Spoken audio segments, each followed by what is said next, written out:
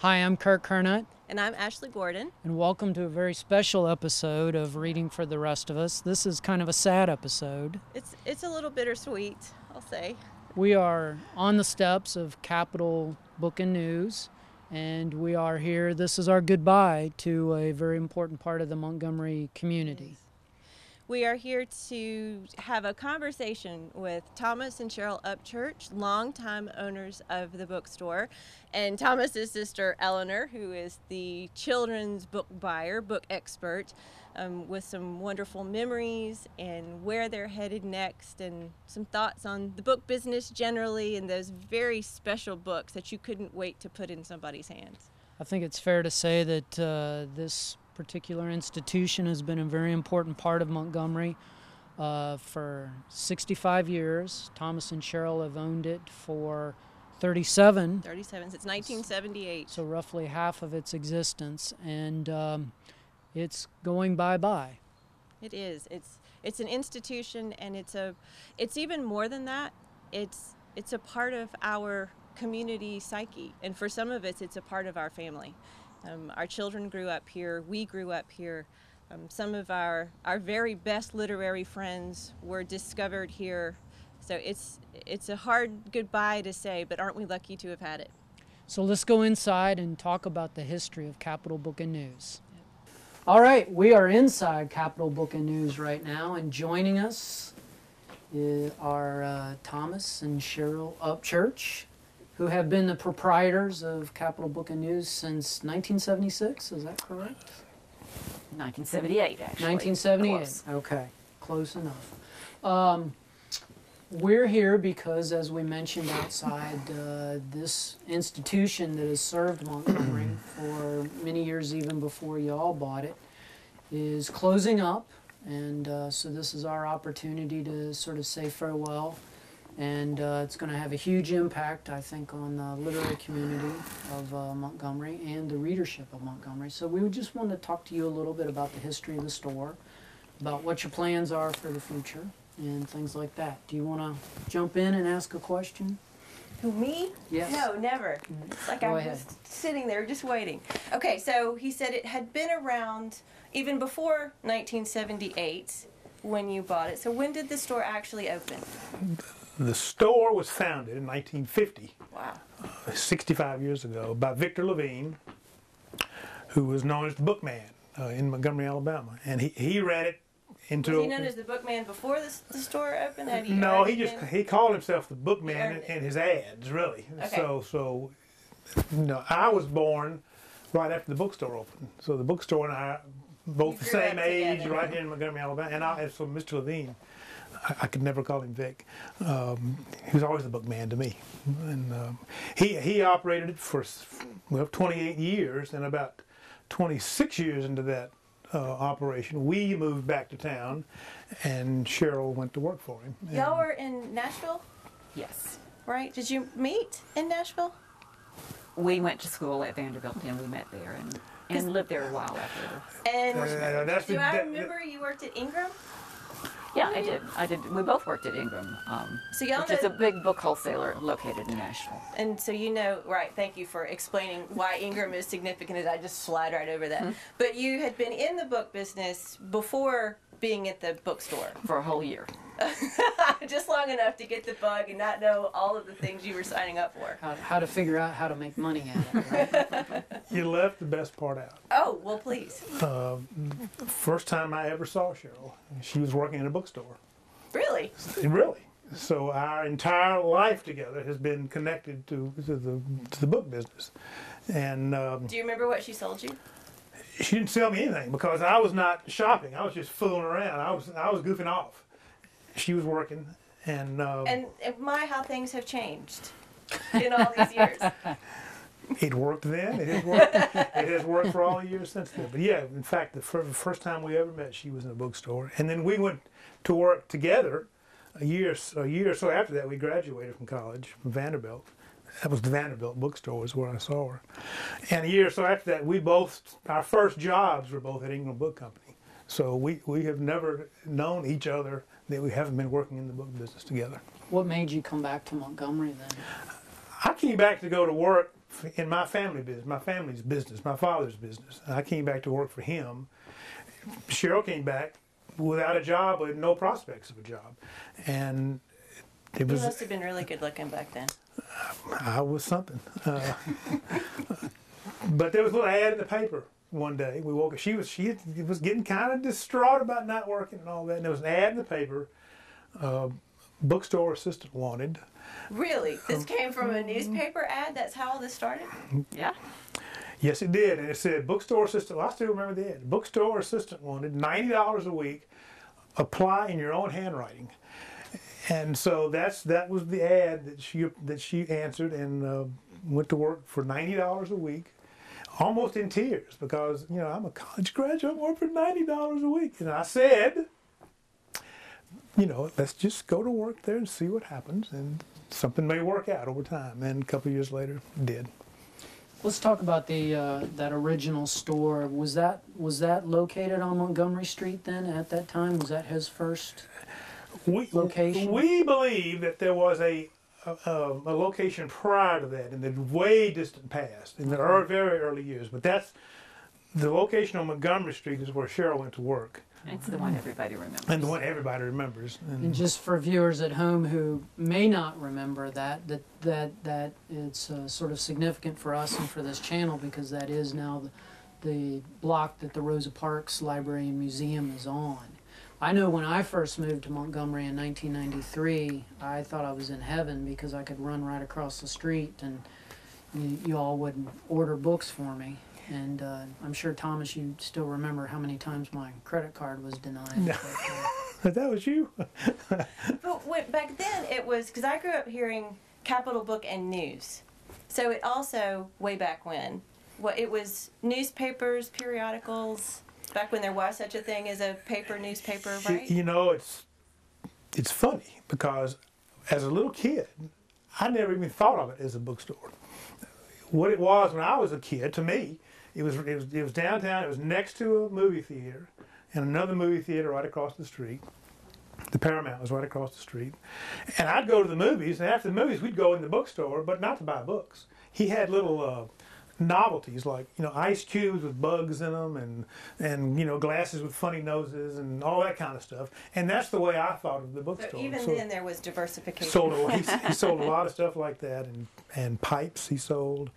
There was a shoe shine rack in there, so you could go in there and get your shoes shined. It was quite a place. A sense of community. It was in the store. So when did the transition take place for it to become yours? Mr. Levine retired when he reached the age of 65 and was looking for a buyer, and we went to the bank and borrowed the money, and it was 1978, and we're lucky enough to make it work. Wait, I got one more question, because we had a conversation about this when I first got the news, because my dream had been, while I was living here, to carry on. Of course, I started that dream a long time ago when I was a little younger. So I immediately sent off an email, what's going to happen? And you shared with me what your father, I believe, said to you when you said, Dad, we're going to buy a bookstore. Do I have this right? What was the advice that you imparted to him? what I recall him saying was, don't do it. I can't recall exactly what I said to you. Pretty much that. But that's really not true. My father, like everybody else I've ever known, deep in the recesses of their soul somewhere, that God, I'd love to own a bookstore. So this was his chance to get one in the family. So we didn't have too much trouble convincing. It is a dream. Was it a dream? What did you feel like the first morning you woke up and it was yours? Did you have time to think about how amazing that was, or did you just have to go to work? I didn't. What do you remember, Thomas? Well, we had to borrow money to buy it, and we took a trip to Birmingham to meet with the SBA. This is the depths of the Carter recession, 1978, the oil embargo, the interest rates are through the roof. Scary time. The SBA guy says, "There's not a chance. We're not going to lend you any money. What are you, crazy?" And so we thought it was all over. We got our hat and we were heading out the door. And he stopped us and said, wait a minute, we do have one program for lending money, but only to women borrowers.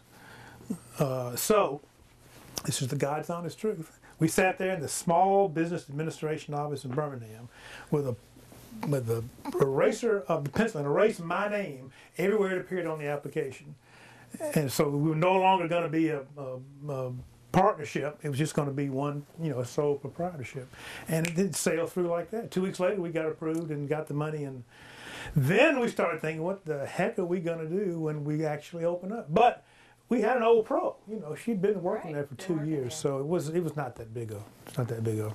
I'm curious, in those first years, there's been so much talk about how the book business has changed, really, and the changes seem to have accelerated just in the 6 or 7 years with e-readers and stuff like that. But my guess is the business was not always, consistent. So what do you remember of the early challenges in the late 70s and 80s of owning a bookstore? I mean, well, it was 78, and about 1980.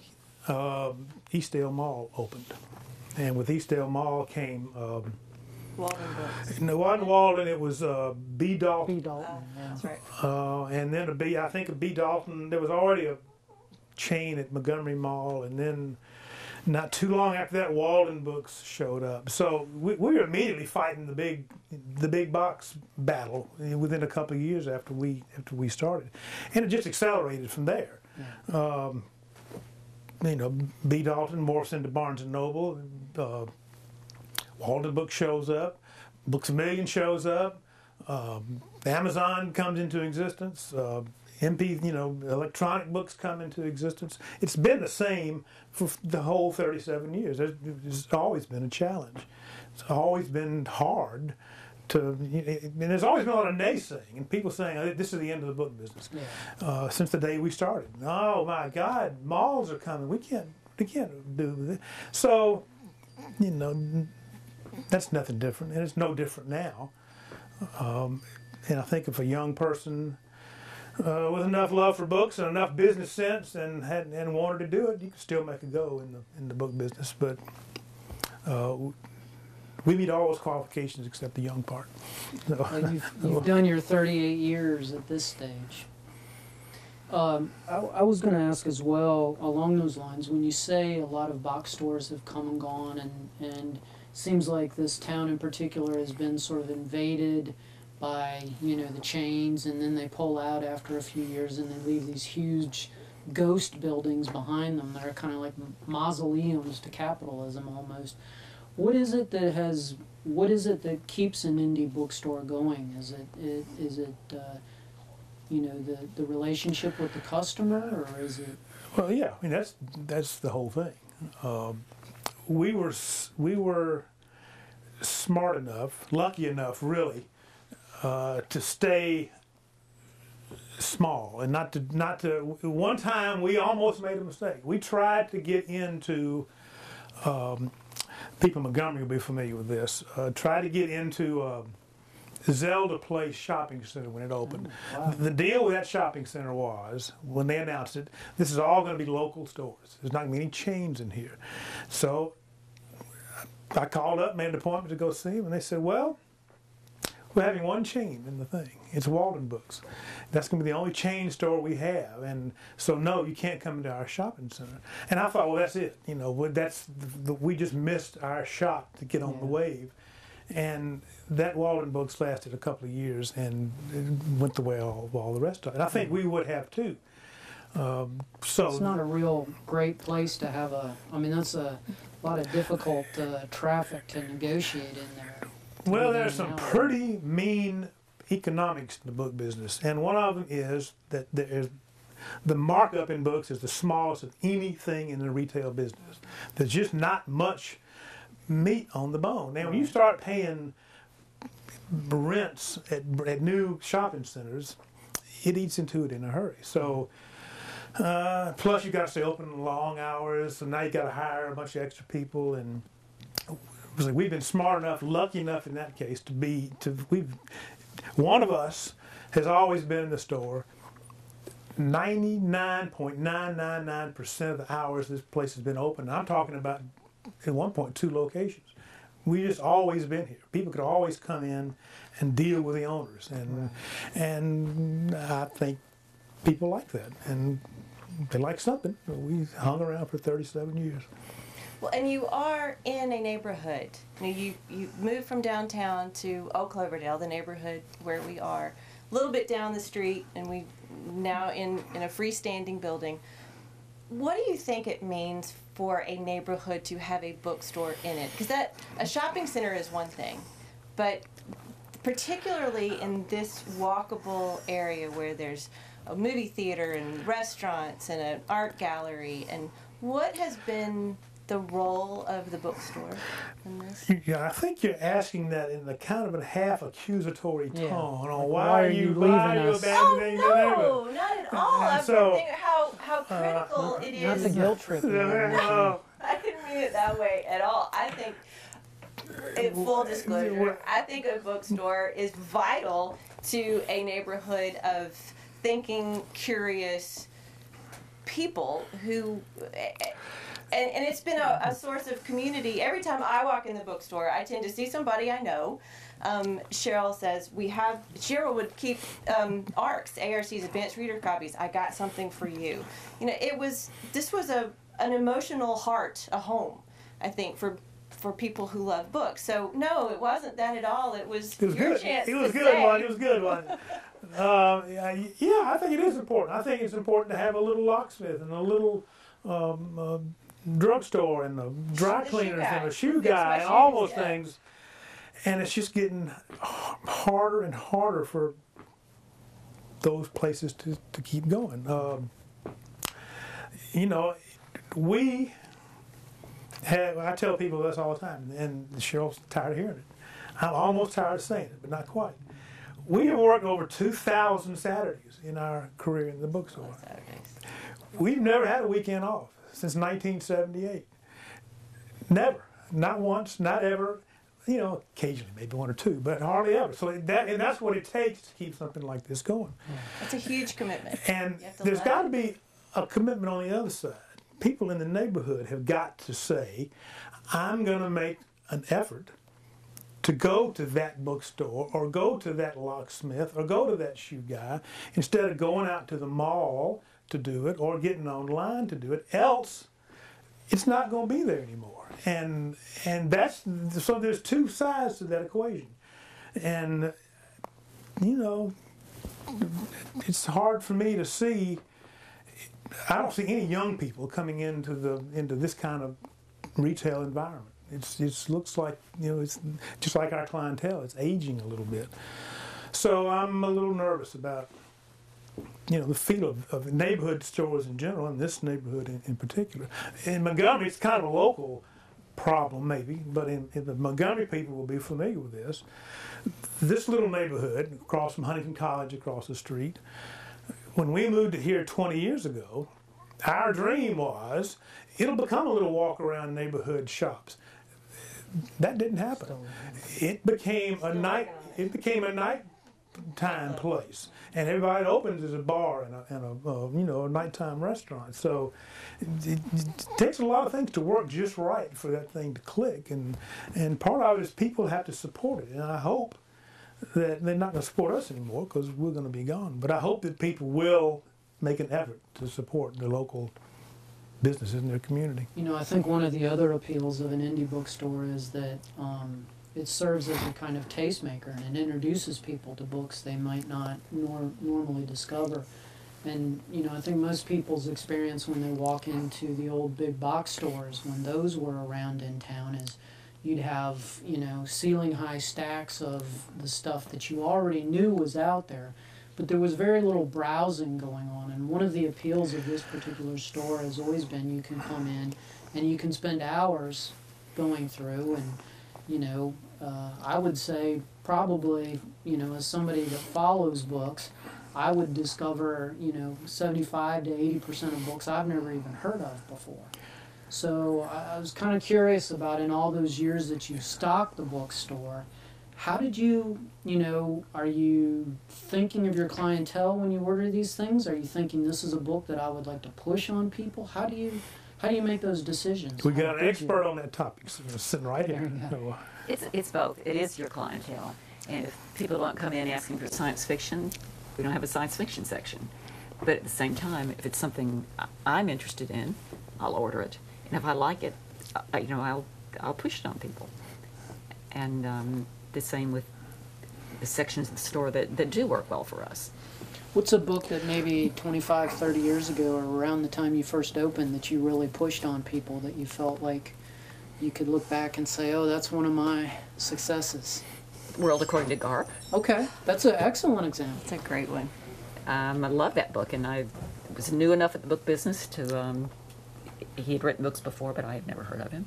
But I loved it, and we've sold a lot of that one. Great.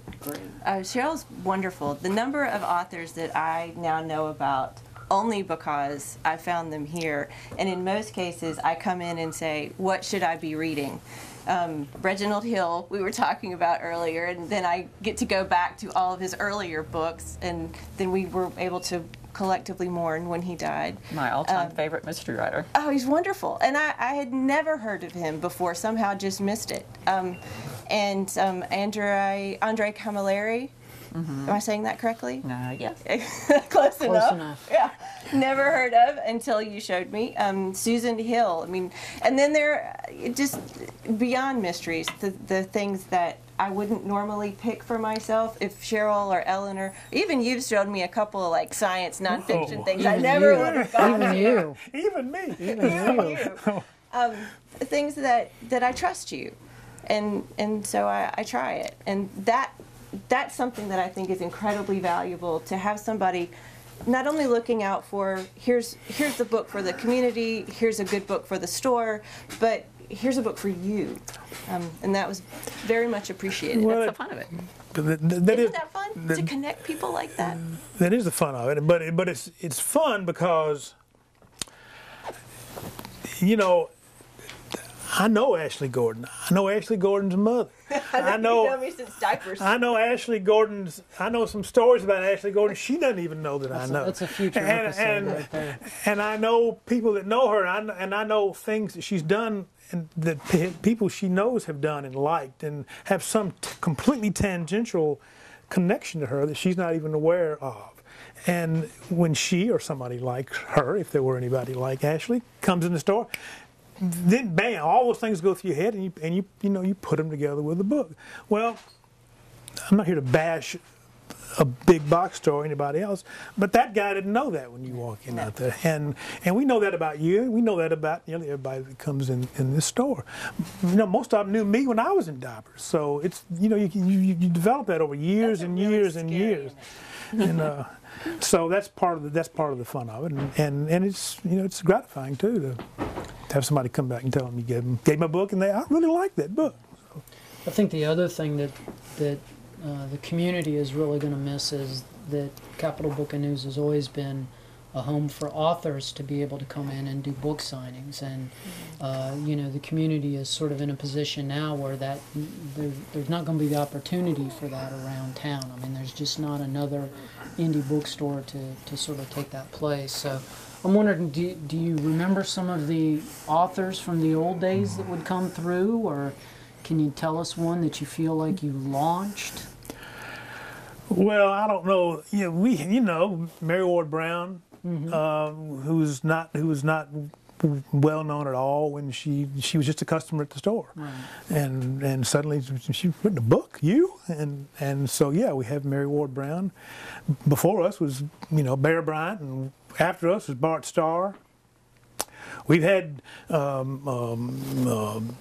Rick Bragg, and we've had we've had Mark Childress for every book he's written. Yeah. There's 200 of them. Ace Atkins, Tim Dorsey, Wayne Greenhall came here 100 times for his books. Lawrence Block came here a time or two. John.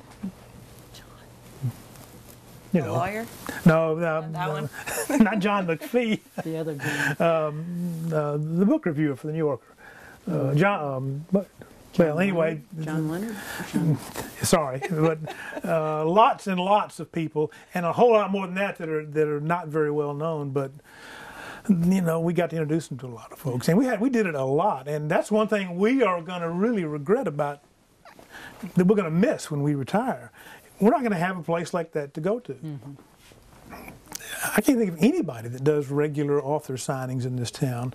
I don't think anybody wanted to compete with you. It felt like they would be taking away business. Like we've done it. So it's I'm going to miss that. And I hope, but let me say this. I hope somebody comes in and does a bookstore in Montgomery. Yeah. It's not an impossible task. A lot of people have asked us, why didn't you just sell the business? And it's not quite as easy just to sell a business as you might think, because a large part of the value of it is in the building, in the bookstore. Right. And it's a big nut for somebody to come in and buy the building and buy the inventory and start out from a new run in the bookstore. And we did not find anybody who could do that. Yeah. And we wouldn't have felt good about setting up a newcomer in this kind of sized operation. But there are plenty of other smaller places in town that you could rent and get going. And I hope somebody will do that. You know, you've had a couple people who've worked here that have actually used this as a springboard for some pretty remarkable careers. Our friend Steve Wallace started here in the early 80s working with you guys, and then went on and was a sales rep for Random House and then Unbridled Books. And of course our good friend Bart Barton. And you know, I can remember the day that Bart's first book came out, when you all used to do the column in the newspaper. Yeah, and you talked about you know, Bart having started working for you 10 years earlier, and he was all excited to come in one day because he had just got his first story accepted, and 3 years later the story finally came out, and here we were all of 10 years later, and he finally had a book. Yeah. But I wish we could take some credit for Bart, but we can't. He certainly gives you credit for a lot. And you're actually your last book signing, which I think is very appropriate, is going to be with Bart. I think that's a neat way to... yeah, we did that on purpose and asked him to come in for our very last... The last Saturday will be open before Christmas. Bart's going to come in and do the final book signing. So, when you've had these book events before, and for many years you were also sort of the co-founders of the Alabama Book Festival, if we can... I guess blame you for that, or you know, before you managed to find some other suckers to take it on. The co-founder is not right. We were there at the beginning, but we just sort of, without thinking about it, oh yeah, we'll do that. And yeah. so that's all Founding we did. board members. Yeah. There you go. You know, I keep going back to what a remarkable, almost 40-year span you've had, and the different challenges that you've faced as the market has always been changing. What was the cost of an average book when you guys first started? Do you remember? Well, hard back. I would say $10 to $12. Yeah, okay. yeah. So pretty much doubled. So that's changed a lot. Yeah. Almost tripled, really. Novels, nonfiction has for long since been selling at $30. Yeah. Fiction is beginning to reach that level. So. Did that change the audience for books? I mean, did it make it more of a sort of a, you know, refined, or the... I don't think so. I mean, you know, $10 then, it was $30 now. You know, you remember when you were in college, the idea of buying a hardcover book. Yeah. It was a big deal. Tough. Well, you were talking about a $12 book, you know, but it just seemed like a lot of money. So it's always been kind of a luxury, a little bit of a luxury. People don't need a book to, like they need food or something, but so our audience some of us do. Well, but it's always remarkable to the number of people that you meet on a daily basis who don't read. I mean, is always, or who don't buy books, is always kind of shocking to me. 35% of people in Montgomery, Alabama are illiterate. Yeah. So, you know, you start out there. And then you start out with the people who can read but would never, you know, just don't ever read a book. So it's a very, time you get around people who buy enough books regularly to keep you in business, it's a very small, it's a small portion of the population. And so you depend on them buying books and then buying books again and again. And what has happened, it really happened with Amazon. You know, I listened to sport talk radio, and all of a sudden it dawned on me one day. These guys are sitting there talking about some book that, you know, some fired Auburn coach wrote. And they say, yeah, it's a pretty good book. I really enjoyed that book. And you can just go, you can get it at Amazon. Yeah. And I would think, well, why would they say that? You know, why? But people do say that. And it's like they think it's cool to go online to buy a book. Well, it gets worse than that. We have authors who tell their readers, you can just download it. You just download your book on a Kindle. And here we are with books that we bought and paid for, a building we bought and paid for to light them and to heat them, people we've employed to help sell them. And I said, well, just once you download it on the Kindle, that would be less trouble for you to do. 1/5 of the cost. Right. And so that, you know, that you hear that over and over and over again, and you hear your good customers begin to say, well, I'm buying my mysteries on Kindle now. But you know, my coffee table books I'm going to keep buying from you. Yeah. That doesn't work. Doesn't keep the lights on. It only takes about the last 10 to 15% of our sales to either make or break us. That's our living. And when that starts going away, you know, you got to fight harder and harder and harder to replace it. And so I'm not saying it can't be done. I'm just saying we just have grown tired of the battle. Well, so in shelf awareness, some of the industry magazines that are or daily emails, you know, that there's a new store opening or this project is working here. Of the trends that you see coming in book selling, that you got to be positive here, Thomas, which is kind of hard for Thomas. Sometimes he's the resident curmudgeon. Come on. You can do it. Don't think of the Hunger Games. Right. That's not your What analogy. do you think, in the realm of book selling, and this kind of personal relationship, community investment that we're talking about, what do you see as the most promising? What do you think has the most potential for success? Even Cheryl just gave me a look. I don't understand the question. Okay, so there was a day when... Here's the deal. Okay. Most people don't read the trade magazines, but most people, I think, have a sense maybe that there's a belief out there that independent book selling is coming back. There are more stores joining the American Booksellers Association. I mean, their stores are opening up. New Yes, stores. that is true. My belief, having lived through the carnage, is that most of those are not viable, full service, really top-notch bookstores. They're what we used to get in Montgomery, and in fact, the first trend that used to bother us and compete with us were the wives of retired colonels and generals from Maxwell who would want something to do, so they'd buy them a bookstore. And here's a little bookstore. We had a bunch of them in Montgomery over the years. You don't remember, but there were a lot of little bookstores. A couple. And so that that just chipped away at us. So we fought that back. And that's what I think is coming back now. Is people. You can run a bookstore. You can run a bookstore and maybe break even. It's hard to make a living out of a bookstore. I mean, this has been our living for 37 years. So you can't just sell enough to break even. You've got to really sell some books. And people have got to come buy them and come buy them again, come buy them again. And when they start saying, I'm going to buy them again, and then, I'm here at home, I'll just click on Amazon and get that one. I'm out, I live sort of out east. I've got to go shopping out here. I'll just go to the store and buy. And so it's a very difficult retail environment. I hope it's coming back. I think you're right that a lot of those stores are really kind of niche markets, or maybe even used book or antiquarian books. Right. The other thing I think that a lot of these bookstores have had to do in order to survive is sort of spin off into the restaurant or coffee business, where they have to have a bakery, or they have... That was one of the things I was going to mention, because you poo-pooed that idea. No, one of my crazy ideas. There was a story today in the Publishers Weekly, Publishers Daily.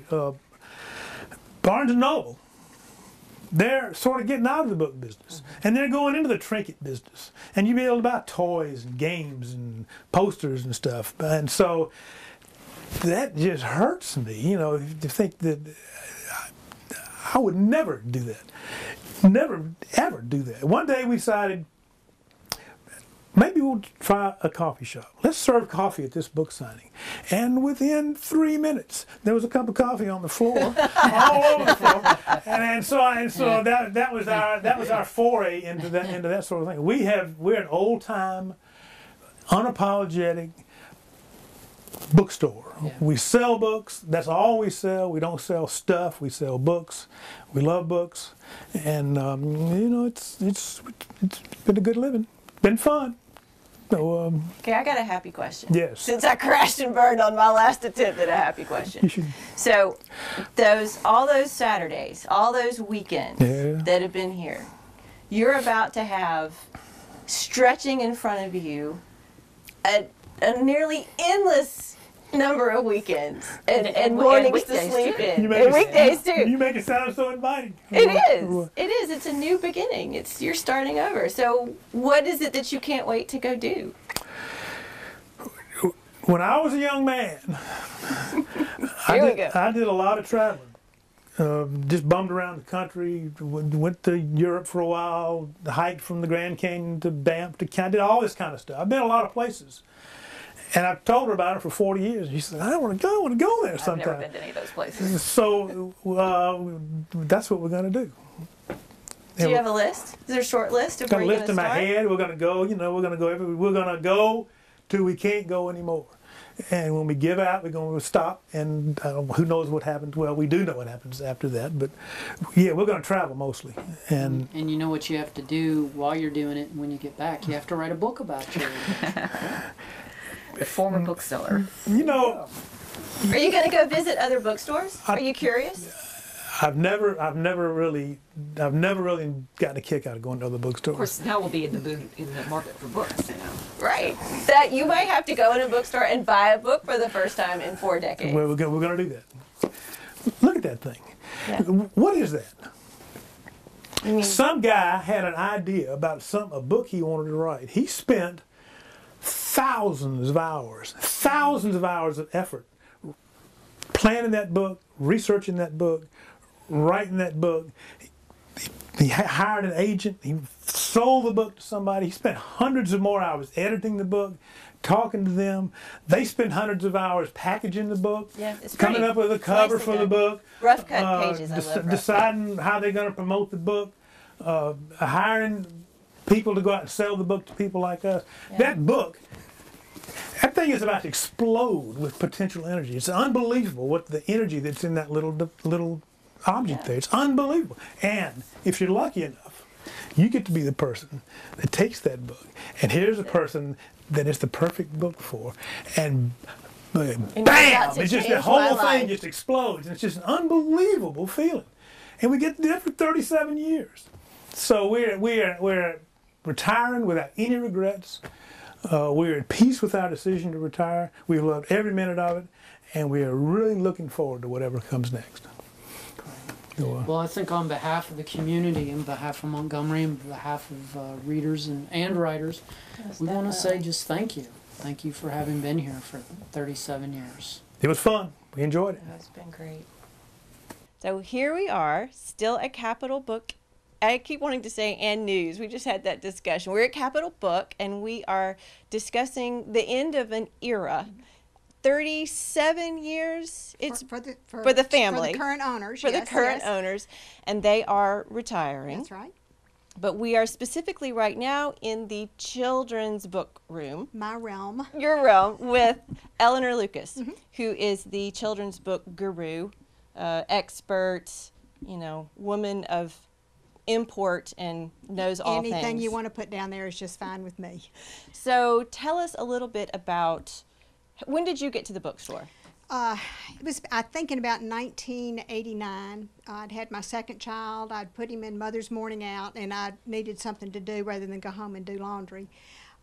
And Thomas and Cheryl needed somebody to come to their house and input the accounts receivable information, the store charges. So I would spend a couple hours at their house while my child was in daycare. Like keyboarding. Just sticking that stuff in there. And I began to get to know our customers before I ever set foot in the bookstore. And it was somewhere in there, it's all very fluid to me, that they had the 2 locations. And There was one downtown. and one here in Old Cloverdale. Okay. And then they needed somebody to just sort of stand behind the counter for an hour so that they could each leave to go to lunch. So I began coming in the bookstore here, or down the street for an hour at lunch. Cheryl would go downtown. Then I would go downtown. It's like Chinese fire drill. And so Okay. there was always somebody behind the counter. And that was at a very brief period of time where there were just the 3 of us. Then there were other booksellers who they hired to come in. I've outlasted them all, or they couldn't get rid of me. I'm not sure which way that went. And so I've been here for about 26 years, and it all kind of grew from there. And I've done this for 26 years of my life. So when did this space become yours? How did that happen? Well, I came highly qualified as a children's book expert because I'd actually given birth to 2 children. And you had read Green Eggs in Hand. And I had read to them 400 times. Yes, and I can still recite most of the Dr. Seuss books by memory. Would you like me to do that for you? We'll save that one. We'll save that. That's special. And it just was kind of turned into that. Cheryl began to say, you know, why don't you see about this? So I became known as the children's book buyer.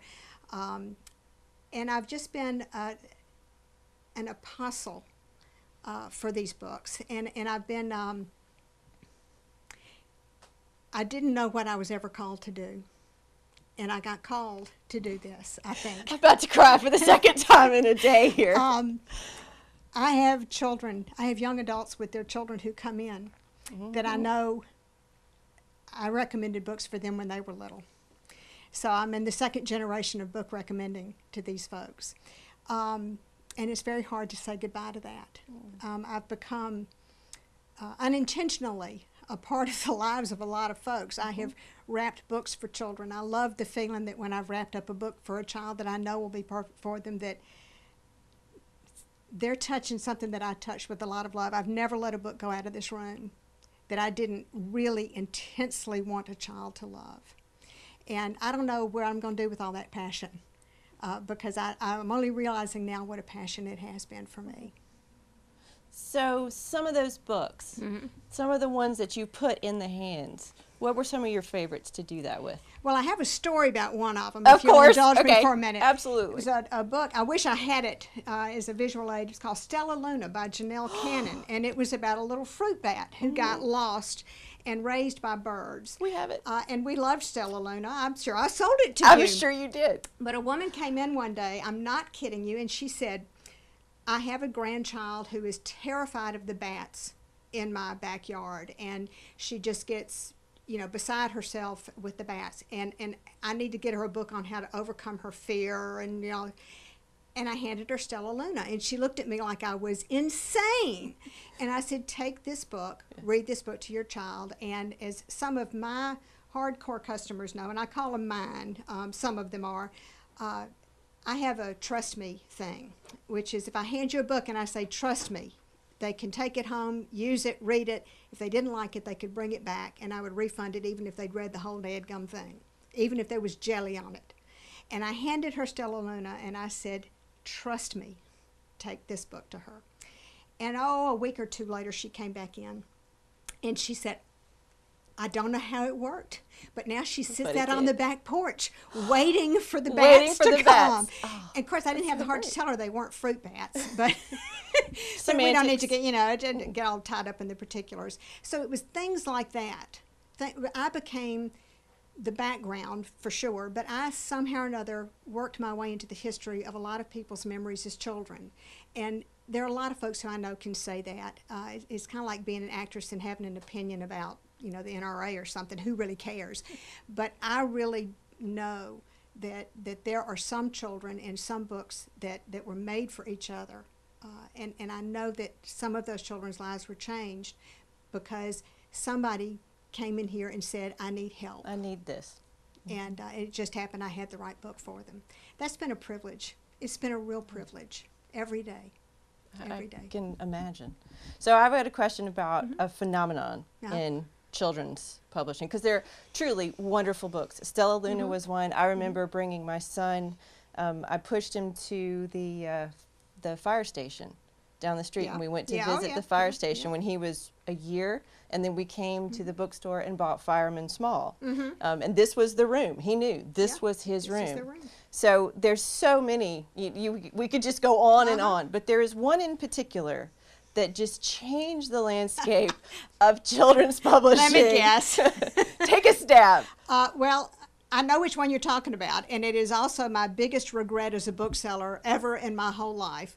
I had a representative from Scholastic who would come and call on me. Her name was Lorene Castro, and she came to me one day. She says, "I have a book for young adults that I think is going to be really special."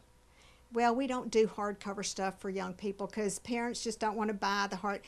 And she said, "Trust me, Yeah. I'm going to make you buy one." And I thought, okay, fine. And I bought one copy of Harry Potter and the Sorcerer's Stone for the bookstore. And it sat on the shelf. And, you know, I didn't read it. It was It's a kid's book. Yeah. and it sat on the shelf, and it sat on the shelf, and it sat on the shelf. And finally, one of my customers who, and I think she would laugh at this, maybe she'll recognize herself, came in, and I knew I could get her to buy anything. Because she, Mikey. you know, yeah, she's Mikey. You know, so I whipped up a little enthusiasm. I said, "Oh, here, your kid will love this book." Trust me. And trust me. And so she bought my one copy of first edition, first printing, American edition of Harry Potter and the Sorcerer's Stone. And a week later, you began to hear, you know, hummings of this thing being a phenom. And of course, by then, any replacement copies we had were second and third and fourth printings. So I had in my hands Your retirement. the first American printing. But the other side of that story is that Lorene had gone so far as to give me an advanced reading copy of that first American edition. And I did finally read it and thought, golly Moses, how stupid am I? And I had it all kind of carefully done. And one time I thought, well, I'm going to put this up for sale and see what the market will bear. And at the time, the market was bearing about $10,000 for an advanced reading copy of the first American edition. And I said, no, I love this book too much to do that. Yeah. And now here I am, suddenly jobless. And that book is looking It's now really worth good. about $200 on the secondary market. Oh, no. So, oops, again, my second big mistake. But that book changed children's lives in a big way. And instead of kids coming in and saying, how many pages does it have in it, and being disappointed if there were more than 100 pages or so, we would hand them books and they'd say, it's not thick enough. It's not thick enough. Not just for Harry Potter books, For but anything. for anything. Wow. So it is one of the few publishing phenoms that I can say had ripples, still has ripples. Kids do not shy away from the big, thick books anymore. Rick Riordan, all of his books are big and thick and intimidating both my looking. boys have plowed through every one of them. Because what they have found out is that a cool book is a cool book, and the bigger it is, the longer it's cool. And you're carrying hardbacks for We young are now adult books, carrying out- aren't you? And I don't have any hard numbers to support this, but what I have believed is that as some of the adult market has watered down because of all these other things, all the other skaters on the ice, children's books have held relatively solid. Because even folks who've gone to other methods to read books for themselves, you know, you can't replace a lap. You can't replace a lap. You can't replace the feel of your mama or daddy's arms around you reading a book, or of your grandmama.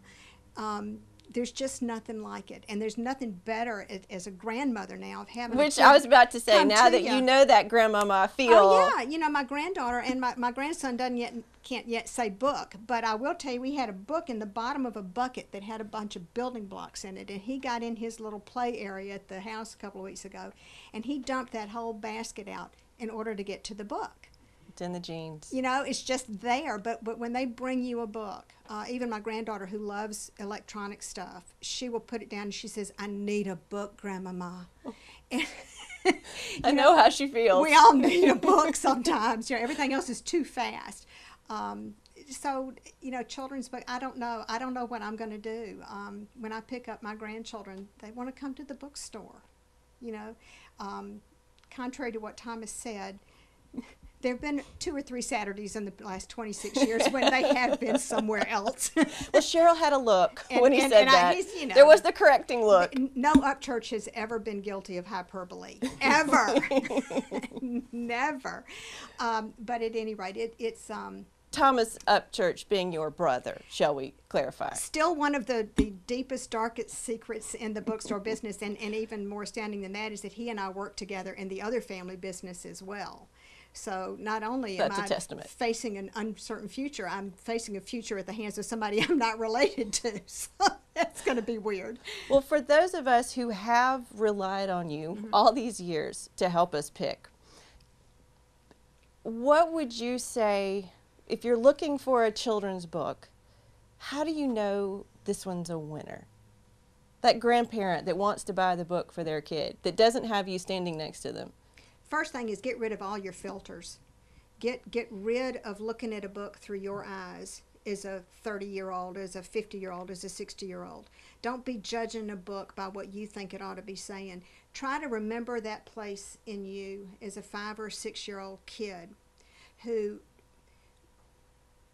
needs to be someplace else with some other people, some other situations for a while. One of my criteria for picking out books has always been thinking of the child who at 4 or 5 is reading that book now. When they're 35, will they turn to some bookseller somewhere, if there are still any, and say, there was this book I had when I was a kid, and there was a little bear on the front, and he had a cookie, and I don't know, I can't remember much, but I think there was like a moose in it or something. Do you remember that book?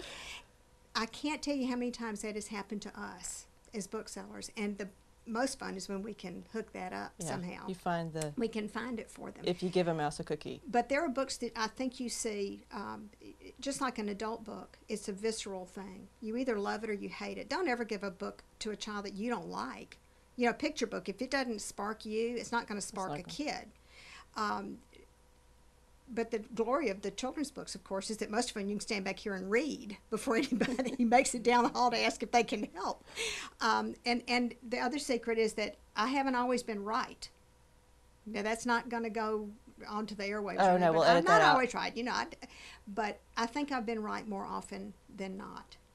And I'm excited to see kids still coming in here. We had a little family show up yesterday, little boy, 1st grade, his little sisters who are younger. And the mother said, when we pulled up in the parking lot, her little boy said to her, Mama, can we talk them into staying? Oh, I went to cry for the 3rd time. Yeah, give me the means dagger. something. It does mean something. And the connections that I have formed with children and their parents, and to be trusted, It's an honor. And in a very real way, I'm in their home with them at some point, and people have trusted me to not do the wrong thing. And again, I don't know where else you go to do that in this life. I don't know where I'm going to go to do that in this life. But it's been a privilege, and it's been an honor, and it's been more fun than anybody ought to have and be paid for it. But don't tell them I said that either. Well, thank you for doing it all these years. Thank it has you, certainly Ashley. been a huge part of my family's life. Well, I know. Bye-bye. I can remember your voice very well. So thank you. Oh.